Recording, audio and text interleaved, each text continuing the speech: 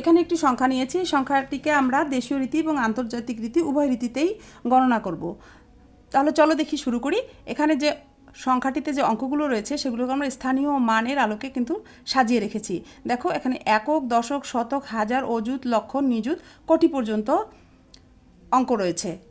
তাহলে দেশীয় রীতিতে তোমরা মনে রাখবে প্রথম 3 ঘর পর আমরা একটি কমা ব্যবহার করব, তারপরে 2 ঘর পর কমা ব্যবহার করবে, পরে আবার 2 ঘর পর কমা ব্যবহার করব।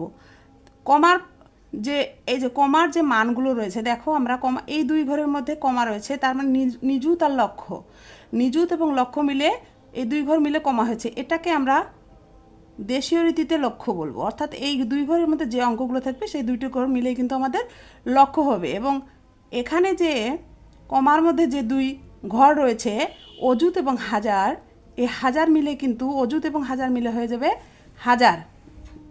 তাহলে আমাদের এই সংখ্যাটি আমরা গণনা করব এভাবে: 4,58,81,056।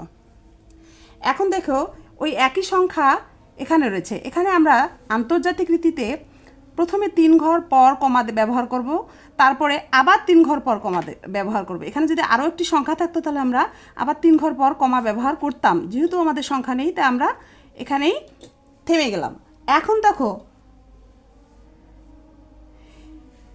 এই যে আন্তর্জাতিক রীতিতে 3 ঘর, এই 3 ঘর হাজার, অযুত এবং লক্ষ, এই 3 ঘর মিলে হাজার প্রকাশ করবে।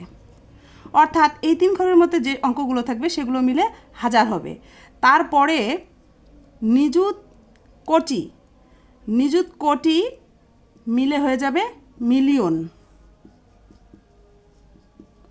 এটা মিলিয়ন হবে।